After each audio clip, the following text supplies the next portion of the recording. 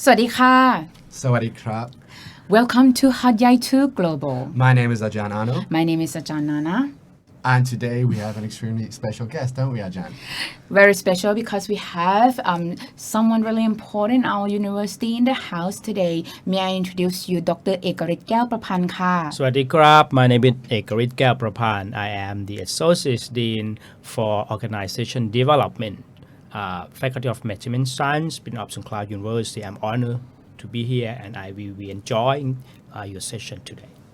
We also will be enjoy the sessions with you, sharing a very important topic, which is about AACSB accreditation.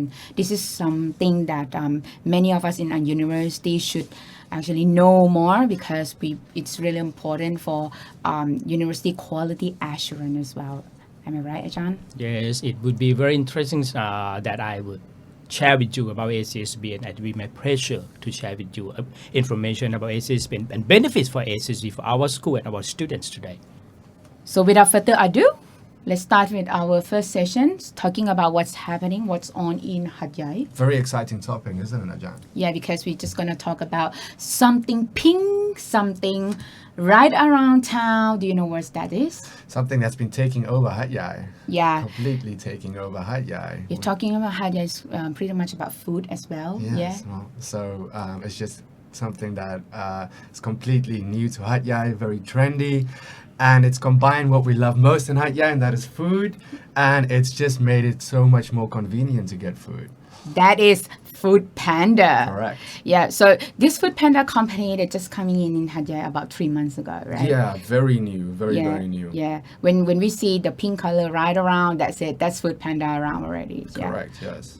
So this food company pretty much have impact on the lifestyle for Hatyai people here because people starting order food from home, from office and all that. So this is gonna completely transform the lifestyle here. Do you think so? 100%. Well, before it was only McDonald's, KFC, these fast food companies that had delivery services, but now we've got completely new area of food that we can eat. Not only these unhealthy type of fast foods, but you can get yourself healthy foods, and you basically can choose from any kind of food when it comes to Food Panda. So then inside Food Panda also allow you to see more restaurants.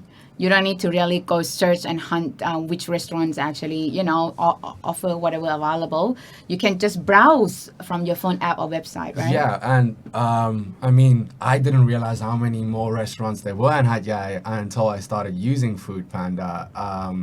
At first, I thought this is going to be a problem for restaurants around Hatyai, but then I realized this is not a problem. It's actually going to help them a lot, as it has over the past 3 months, seeing as these restaurants are getting so much more exposure because of Food Panda. That's it. Because the customer can reach the restaurants more, they can actually easy order and easy to, simply eat, starting eating food from range of the restaurants. Not just go for the one nearby. This time they just, can order and then the rider, they can just come. You know how they actually work for this food delivery business? They have this they call first come first serve kind of system, which is fair for the consumer as well. First come first serve. What do you mean by that, Ajahn? Whoever order first, they would get delivered first. Oh yes, 100%. Yeah. Yeah, because sometimes when you go to the restaurant, even though you are just few seconds before, but some other table who come after, they just get delivered first. Yeah, and they have to wait. Sorry, Ajahn. Apologies for interrupting you there. No worries. You know exactly when your food is going to arrive as you place the order. They would say 20 minutes, and sometimes it's even there before 20 minutes. So it's no longer waiting, sitting at a restaurant, waiting 30 minutes, 40 minutes for your food. I know some people enjoy that.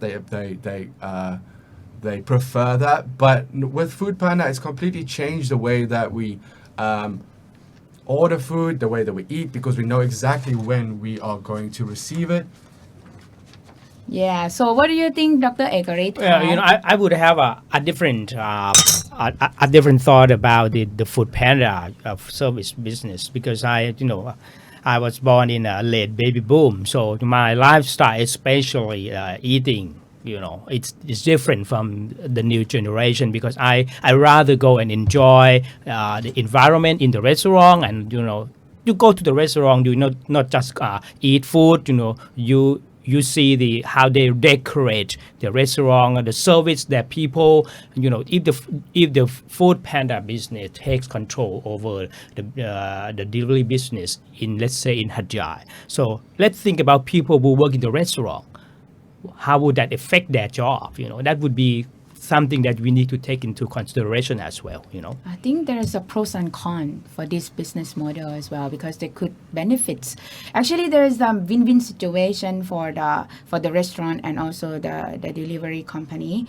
But on the other hand, from your perspective, you're right. Sometimes we like to enjoy the sceneries, the atmosphere, the physical, the sense in the restaurant and all that, and feel more exclusive when you go to restaurant. This is probably, I would say, it's like alternative marketing, not really marketing, it's like a channel, another channel for business can expand, that people can actually, consumer can choose either to go to the restaurant directly, or to just stay back in office or at home and waiting for the food deliver. I think this could be add on the convenience for another group of people to enjoy this kind of delivery service. 100%. I completely agree. In a sense that I think it's from generation to generation, it's different, as Janikari just mentioned. And I just believe that whenever we still have that option available where you can go out, go to enjoy the environment, this has just made it a lot more easier. If you're in a hurry, if you're in a rush, exactly. Go on the app, order your food, and you have it within 20 minutes. So it's just, as Janana mentioned, it's just an alternative. Yeah, I would agree on that, because this is alternative. Because if, let's say, we work more and more hours every day, so maybe we get tired when we get home and we don't want to go out anymore. You want to order food, it comes instantly to your office or to your home. So, but then on the other side, you might look at, hey, you might lose some sense of socialization with your friends and and your colleagues, because you stay home and eat alone, maybe just a few people with you, but you would miss the opportunity to do this socialization with other people. So it's again, it's just a alternative or a choice that people can choose to satisfy your desires in terms of food consumption, things like that. Yeah, so nonetheless, that if you think about the value proposition, this is good for the business in terms of the accessibility, convenient for the consumer, convenient for the restaurant as well, and also it can be customization, cost reduction too. And I think last but not least, I think it's kind of, it's a good brand. It's a branding for the restaurant. They can just getting more people to know about them. This could be another alternative marketing channel for the restaurant too. Definitely. Yeah, so that's it about the Food Panda. This is pretty much about it. And very interesting conversation. Very, very interesting business as well. This is good startup business. So let's stay tuned for the next sessions about the English phrases. Probably we can apply something today, because we have such an honorable guest in the house, can give some input and comments about the phrases that we're going to introduce to everybody today. So we'll be right back after the break. Now opening the one and only first in Southern Thailand, Master of Business Administration International Program, Faculty of Management Science, Prince of Songkhla University Hatyai Campus. We provide a strong foundation in business administration with concentration in business management, business in ASEAN countries, finance, marketing, and any relevant business management. Studying at our MBA International Program, you will experience close relationship with professors and classmates from around the world. For more information, visit our website www.imba.fmspsu.com or call us at 082 661 6600.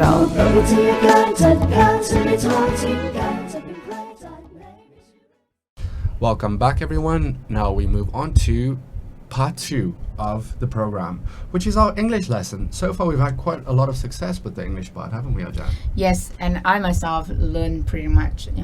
Me too, seeing as we get so many different perspectives on the words. And today we have a very special guest with a very special background, which is going to help us a lot in explaining the words. So, let's move to word number 1. Facilitate. Facilitate. So, what is the definition of facilitate? To facilitate means to make things easier and help them run more smoothly. So Ajahn Nana, can you give us an example of how we use the word facilitate? If I think of hotel, there is a hotel concierge will facilitate car service for guests who do not have their own transportation. 100%, that's a perfect example. Thank you very much, Ajahn. So, let's move on to the second word, coordinate. Coordinate. Let me first look at the definition quickly. Let us look at the definition. To coordinate means to arrange for 2 or more parties to work together or to make many different things work effectively as a whole.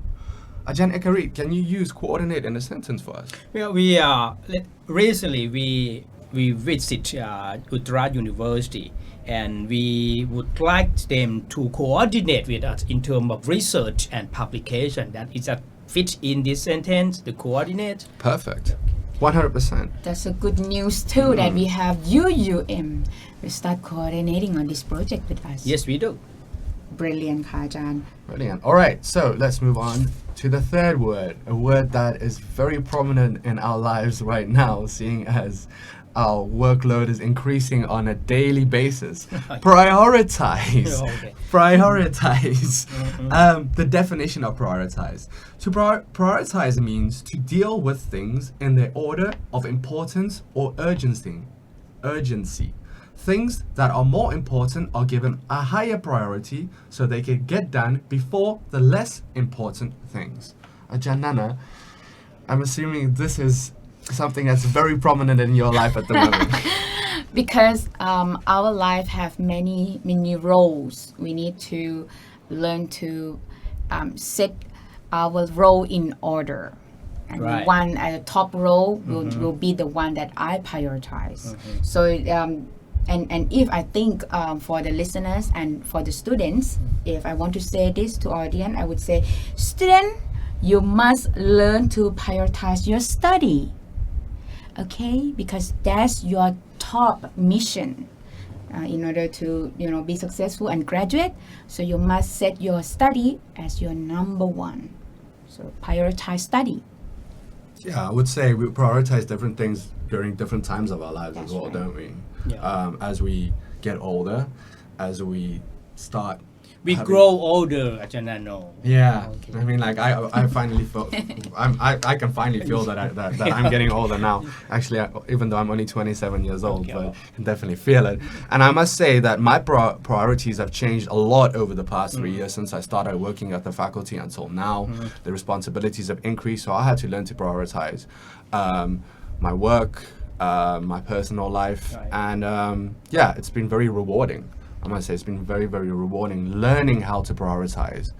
It's a very important thing that a lot of people don't know how to do as well. But as you get older, as responsibilities increase, you learn how to prioritize your life. All right? Perfect explanation. All right, now good. I get the word prioritize better now. I have to prioritize my email every day. And that's one I You have like 1,000 of them per day. probably I have over 10 emails a day. In the morning, I turn my email application on. I got over 10 emails that I have to respond. So I have to, of course, prioritize those. Or you need secretary to help you. That's not a good idea to prioritize things, Okay, please speak on what would be the next word? Next was a very interesting one because it's one that's also very important for us as lecturers, isn't it? How to motivate. Motivate. It's a great word. I love using this word because I use it in my class probably 10 times in every lesson, to be totally honest. That's part of the lecturer's job. It is, 100%. What is the definition? The definition, to motivate means to provide a good reason for doing something or to encourage someone to work harder. So, Ajahn Nana. I have example. Yes. Because you were mentioning about being lecturers, that you need to apply this motivation with your student. So I would say in the sentence like this: teaching is all about motivating people and students to learn. How does that sound? Perfect. Right. Let's talk about it in the workplace, not just in the classroom. Let's say you're a manager and you have subordinates to work for you. So, you gotta find some way to motivate them to work more efficiently and effectively so that the goal will be accomplished by your organization. That's perfect example. When I think about motivation, I think about leadership, and I think about the two main types of leadership, which is transformational and transactional. And those two type of leaders have completely different ways of motivating their employees. Okay. Yes, transformational leaders lead by example, lead by charisma, lead by inspiring their employees, where transactional leaders are all about reward, and they use punishment. punishment. Reward and punishment, which is also an interesting topic or subtopic of motivation. Because I the can say. motivation is not only a positive impact, you also, that's why I mentioned the word punishment there, because that's how you motivate in other way. In the dark side of the leader, they will motivate the staff by giving the rules and regulation and a punishment there. Positive and negative reinforcement. Exactly, Yes. that's it. Yeah. Good. All right. Very interesting discussion so far. Next word that we're looking at is recruit. To recruit means to find suitable people to work for your company. Ajahn Ekarit, when you think about the word recruit, what do you think The of? recruit is, let's say when you want to apply for a job, you see the job ads all the time. They recruit so and so people with the qualification that they present in order to finish the recruiting process, so that they will ensure that they will get the right person for the organization. So recruit is like Ajahn Arno said, to find suitable. The keyword is suitable people to work for your company. The suitable is a keyword that fits with the recruit. If you use the word recruit, but it doesn't find the word suitable in the sentence, that the recruit word is not appropriate for your sentence. Definitely. Oh, that's actually well said on that. Yeah, the suitability Suitable, of the person Ajahn. into the job. Yes. Yes, that's right. Nowadays, specifically in our profession, it's very difficult to find the suitable The people. suitable. So we are sort of aware of the word recruit. Remember previous episode, we were talking about skill set. Yes. So in order to have a good recruitment and suitable, I think this is probably can think of someone who has full of skill sets The necessary for skill that set, particular yes. position. Definitely. That's So right. we have to recruit someone have a suitable skill set for that job position. Correct. 100%. Thank you very much, Ajahn. So the final word that we are going to look at is distribution. Distribution refers to the delivery of goods to your business, or your business delivering goods to other businesses or customers. So when we talked about distribution earlier, don't we? Yeah, About we Food talk Panda, about The Food food Panda. panda. Yeah. That's That's a right. very good example of distribution. Food distribution by, let's say, Food Panda. All right, so actually we've got a bonus word here, which is also a very interesting word. Authorize. What does authorize mean? To authorize means to give approval or permission to someone to do something. Ajahn Ekarit, I'm assuming this is something you do on a very regular basis, isn't it? Okay, as an associate dean or an executive member of our school, so I oftentimes authorize my power to, let's say, to my assistant. Ajahn Nana, she also is my assistant. So I authorize some responsibility and work to her. So I give her permission to do things on behalf of me. And in return, she does the same for me. She authorizes me to do something. That's 1, 2, 3. 3 layers of authorizations here. No, I never authorized you. You're I'm kidding. yeah. So that's it. Once we receive the authorization, then we can start proceed with our work and all that. So this is what the authorized word means. Good. All right. So that is it for part 2 of our program. So we'll be right back after the break. Then we will meet with the Ajahn Ekarit one more time regarding AACSB accreditation. Now opening the one and only first in Southern Thailand, Master of Business Administration International Program, Faculty of Management Science, Prince of Songkhla University Hatyai Campus. We provide a strong foundation in business administration with concentration in business management, business in ASEAN countries, finance, marketing, and any relevant business management. Studying at our MBA International Program, you will experience close relationship with professors and classmates from around the world. For more information, visit our website www.imba.fmspsu.com or call us at 082 661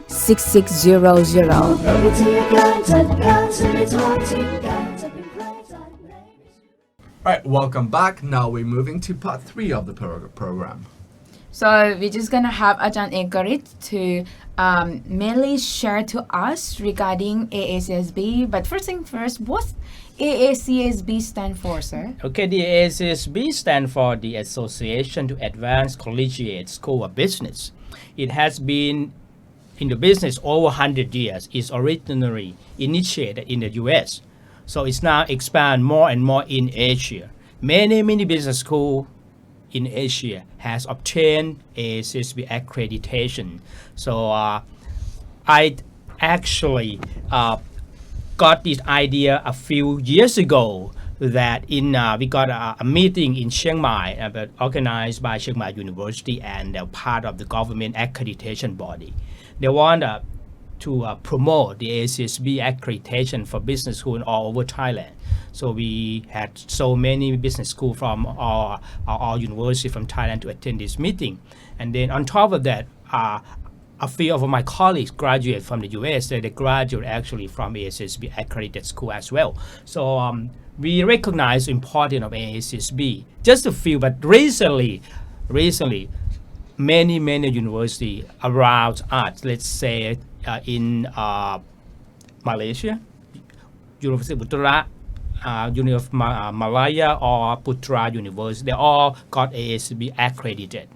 So we were wondering what would benefit to our school in terms of this such of accreditation. So we did the research and we sent out our faculty members to attend the conference and the trainings, and we fully realized that this is a must to go for our students, for our school, because it actually will up our school to the next level, to the international level accreditation. So in other words, it will provide an ample opportunity to collaborate internationally. So to equalize our curriculum similar to the big name business schools such as, you name it, MIT, you name it, Harvard Business School, those kind of schools, they already accredited by AACSB. So business school in Thailand now fully gearing to get AACSB. I can give you the name.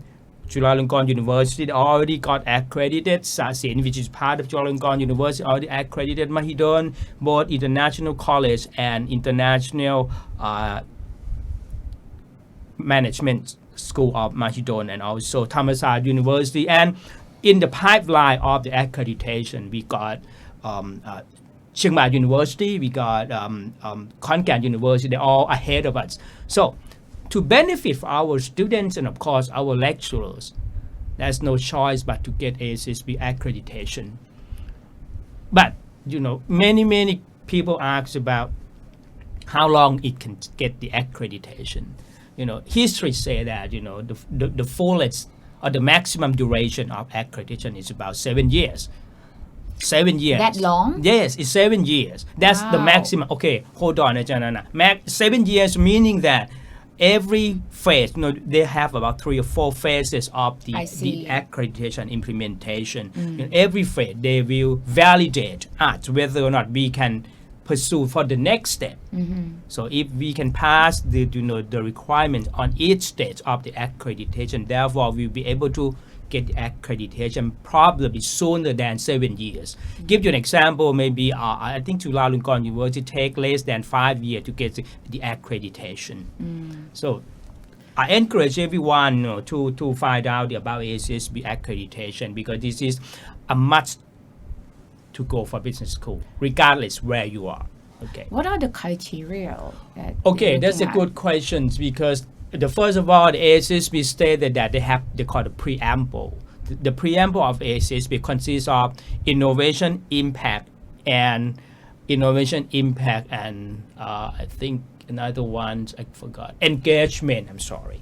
So the three things that provide on the ample. In other words, everything need to conform with this, and then on top of below that they have 15 requirements or 15 rules that our business school have to follow.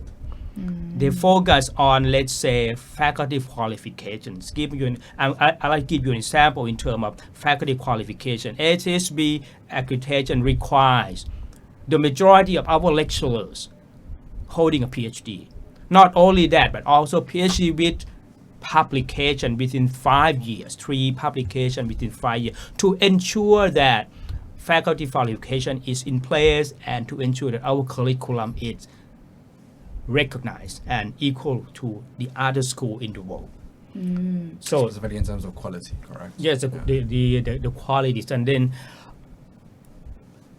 after let's say we got accreditation, every 5 years, we will revisit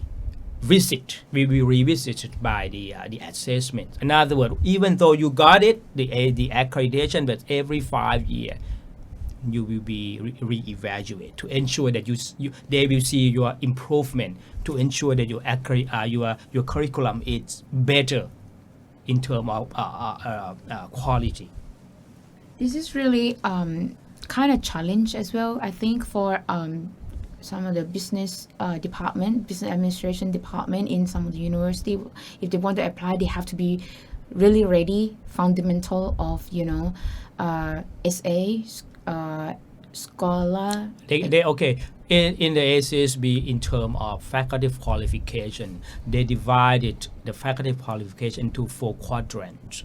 The first one and the important one and the challenge one is the SA. The SA stands for scholarly academics. Scholarly academics mean lecturer holding PhD with publications. So they require recently they require 40% at the minimum. They're actually looking for higher than 40% for the whole lecturer that we have. So lecturers out there who are listening to this show, if your school starting looking at applying for ASSB, they must start publish more paper and also look into further their study if they are master degree holder. Am I right? That's correct. That's correct. So that's the way that more and more business school, especially they are interested in ranking. The part of the ranking that it's about number of publication, PhD. So that if you follow ACSB accreditation requirements, you not only benefiting to your student, but also would raise up your school quality to the international level. So Ajahn, I've got a question for you. How far along are we in the process of getting this accreditation? From our faculty. Okay, because we are in a new management team. So actually we plan to go through the first phase of ASSB. We call the EA eligibility phase. So we were looking at the faculty qualifications and how we are ready for the accreditation.